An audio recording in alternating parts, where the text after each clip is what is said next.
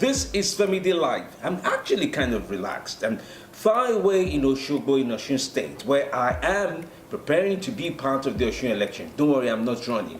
I'm just covering all the events that precede the election. And of course, I will be covering the election in itself. As you know, this is where we cover the political tales that do happen in the country, Nigeria. Welcome to the show. I am Femi D. Amele. All right, let's get into much of the discussion very quickly. So, part of the pre-election campaign and much of the covering I've had the chance to do has been quite exciting.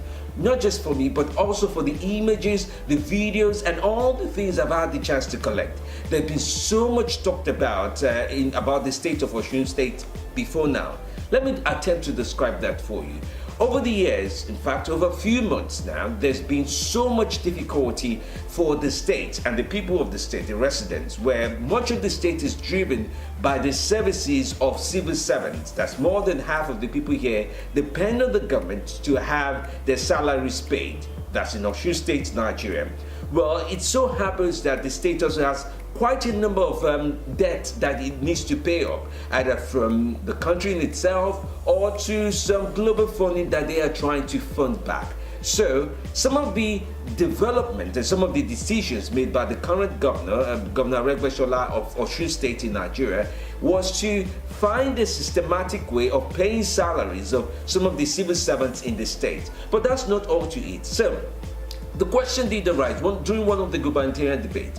One of the questions was about the half salary, which is payment of half of the amount that any worker at any level of the government gets from time to time. Well, much of that response is the fact that the chief of staff is running for office as the governor at this time. So the man, Oyetola, responded and said, we really do not owe people salary. What we attempt to do is what we call modulated salary payment. In other words, you can have new month variation between it. So people sometimes are paid somewhere between January, Feb, I don't know how to call it, their Feb salary. That's a portion of January, a portion of February, and the date system is a little bit different. And usually the government in Nigeria usually pays salaries of workers at the end of every month, or possibly the start of a new month. But now, with these new modulated salaries, it means the method that is being applied is different. In other words, what you would find is a situation where a portion of the outstanding of January is paid to a portion of February, and sometimes that comes down to like 50%, and in some cases they say 75%. So people have that story going on.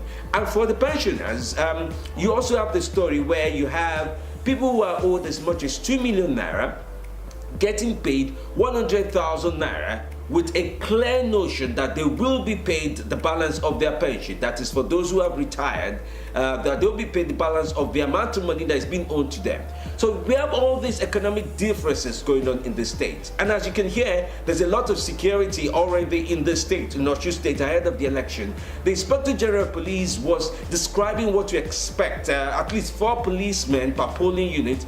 And to sum that up, he said that should be about 18,000 police officers will be in charge of the Osun election. Let's get into some of the other details. So with all this movement and sequence of people getting ready for the election, what does this come down to? Very simple. So the residents here, as one would expect, are maybe possibly not living out the best. Their standard of living is a little bit low, if not poor. And one would expect that their reaction or their enthusiasm about the election in itself is not at prime, but that's not true. I have clips, videos, photos I'd like to share with you.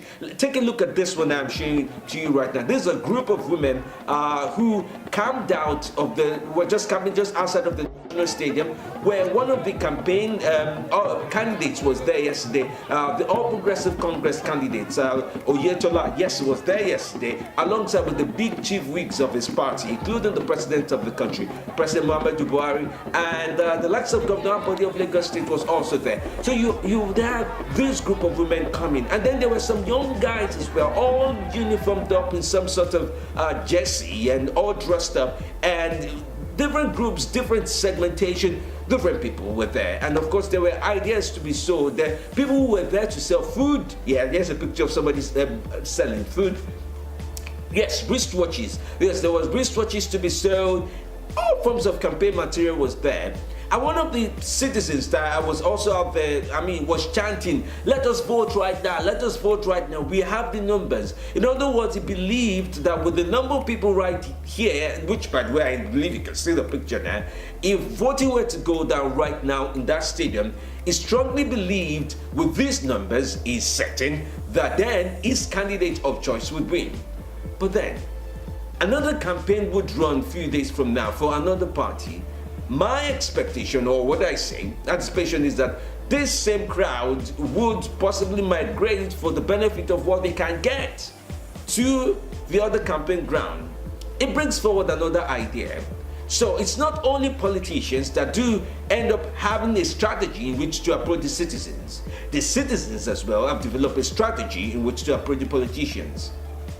For example, when Party A is having its own campaign, you have like more than half of the state, or more than half of the people in the capital of a state, like in Osogbo, move to that campaign ground. And when you have another Party B having its own campaign, another portion, or even if not, even the same group of people in their own new uniform will migrate there because of what they can obtain as part of the things. For example, the benefits of money sharing and the likes of that. And I have quite a few pictures of money being shared yesterday and what people were struggling for, and they were just pushing in in order to get those funds. But let's not forget one important thing.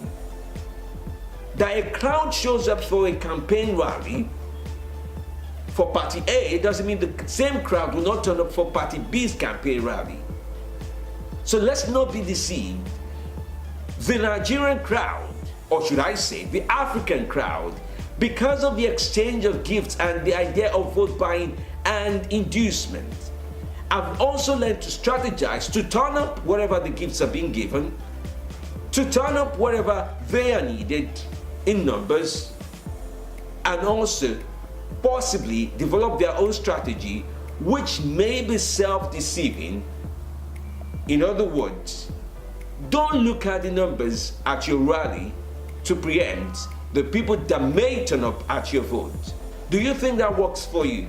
Do you think the numbers is too early to tell, or the number of people that turn up at a rally is too early to tell how an election will turn out? Do you think so? Let me know what you think. Who will lead? Does the person who have the campaign or rally numbers, can he or she be presumed to be in the lead in an election? Is it too early to tell? Let me know what you think. Right back at me. The comment section is just below right here. Remember to click like and subscribe as well on this very channel. It would be amazing to have that from you. And yes, to know what you think as we continue to discuss back and forth on some of these interactions. The Osun election is here. I'll give you more updates as the days go on. For now, enjoy the moment. I'm Femi D. Amalem. Follow me on social media on all the platforms at Femi D Live on Facebook, Twitter, Instagram, and all the other platforms. It should be exciting to hear from you. Thanks for listening in Nigeria. Thanks for listening in Africa.